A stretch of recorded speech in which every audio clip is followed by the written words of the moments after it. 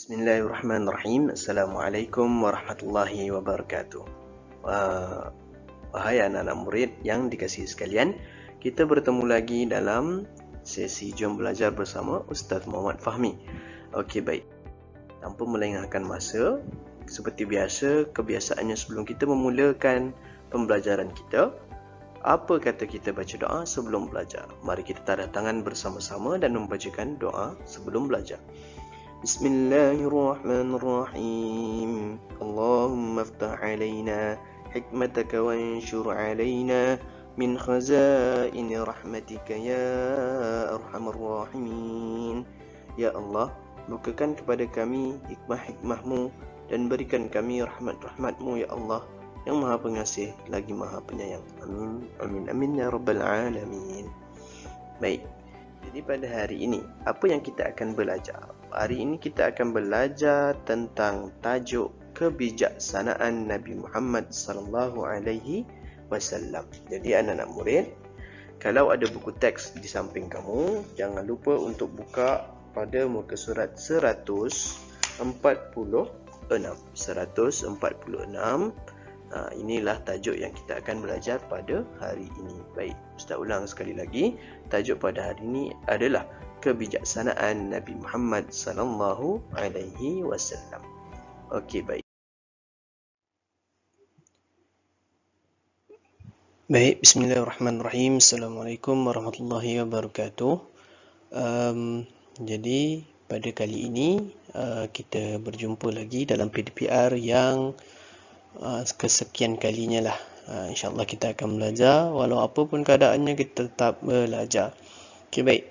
Jadi pada hari ini, pada minggu ini, pelajaran sirah yang kita nak belajar adalah sambungan daripada sebelum kamu cuti hari itu, iaitu kebijaksanaan Nabi Muhammad sallallahu alaihi wasallam ataupun sifat fatanah Nabi Muhammad sallallahu alaihi wasallam. Jadi pada hari ini, apa yang kita akan buat? Okey, kita tengok murid dapat membuat dan merumus terhadap beberapa sifat fatanah Nabi Muhammad SAW dalam kehidupan harian baginda. Baik, hari ini kita akan lihat apa yang Nabi buat dan kita akan buat rumusan daripada perlakuan baginda tersebut. Baik, jadi tanpa membuang masa, kita lihatlah apa yang Nabi buat dan kita akan buat rumusannya. Okey. Baik, untuk yang pertama ini, okey, dia adalah sejarah yang Ustaz dah ceritakan dulu, yang minggu lepas Ustaz cerita tentang Nabi Muhammad SAW menggunakan kebijaksanaan baginda untuk meleraikan persengketaan dan pergaduhan, untuk menamatkan permusuhan, tentang peristiwa Hajarul Aswad, nak meletakkan Hajarul Aswad yang menjadi pergaduhan di antara kabilah-kabilah besar di Mekah waktu itu. Jadi rumusan yang kita boleh buat di sini, kita mestilah berusaha mendamaikan persengketaan. Selagi mana kita boleh mendamaikan antara dua pihak, selagi itulah kita kena berusaha. Selagi mana kita boleh mengelakkan pergaduhan, selagi itulah kita kena elakkan. Jangan ada orang bergaduh, kita suka-suka gaduh. Jangan. Baik, kita kena leraikan persengketaan tersebut. Okey, yang seterusnya tentang kisah penghijrahan baginda. Baik, apa yang kita dapat di sini, Nabi Muhammad SAW berdikari dan jujur dalam setiap pekerjaan yang dilakukan. Jadi apa benda yang kita boleh dapat, kita rumuskan di sini, iaitu merancangkan sesuatu dengan teliti sebelum melakukan pekerjaan dan tugasan. Sebagai contohnya, baginda berniaga pergi ke Syam. Baginda merancang perjalanan baginda, bawa peralatan-peralatan untuk berniaga, bawa barang-barang berniaga, dan seterusnya, jujur dalam berniaga. Itu perancangan-perancangan yang mesti kita buat. Jadi dalam konteks kamu sebagai pelajar, apa yang kita boleh rancang? Apa yang pelajar boleh rancang?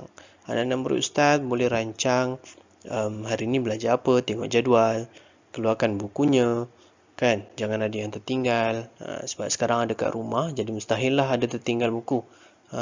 Jangan guna alasan buku tertinggal, Okey, dan seterusnya kalau ada kerja rumah, terus buat. Jangan berlengah-lengah, jangan bertangguh-tangguh. Itulah dia rancangan rapi untuk kita berjaya dalam pelajaran. Baik, yang ketiga adalah tentang kisah baginda mempersaudarakan antara kaum Aus dan Khazraj semasa berhijrah daripada Mekah ke Madinah. Teladan di sini, Nabi Muhammad SAW mengukuhkan kesatuan kaum muslimin dan menjadikan mereka bersaudara.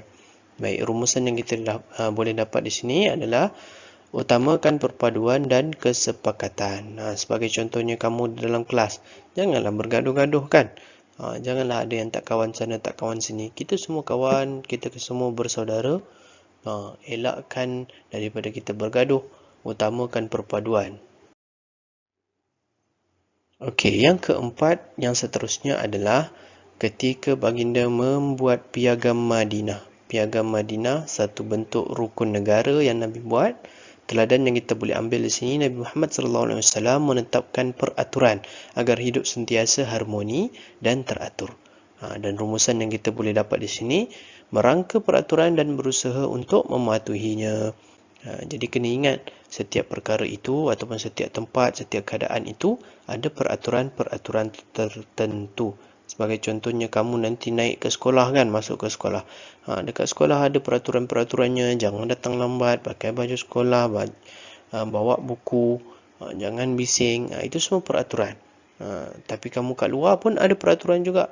Jangan naik motor tak pakai helmet, jangan racing-racing. Itu semua peraturan. Mesti patuh dengan peraturan. Okey. Dan seterusnya yang terakhir.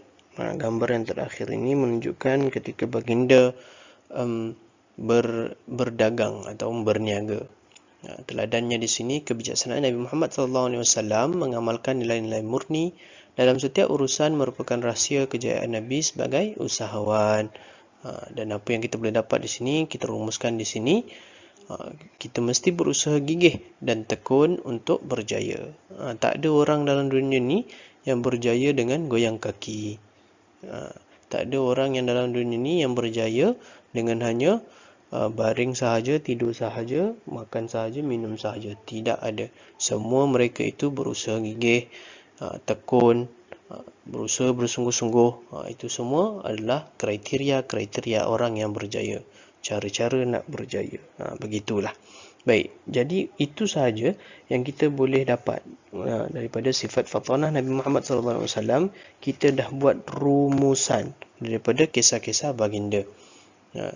Jadi selepas ini kita boleh amalkan, praktiskan dalam kehidupan seharian kita supaya kita dapat mencontohi baginda Nabi SAW. Baik. Kita pun dah sampai di penghujungnya. Jadi Ustaz tak nak buang masa. Kita insya-Allah akan bertemu lagi pada minggu hadapan dan pada sesi-sesi PDPR yang seterusnya. Okey, sekian sahaja daripada Ustaz. Assalamualaikum warahmatullahi wabarakatuh.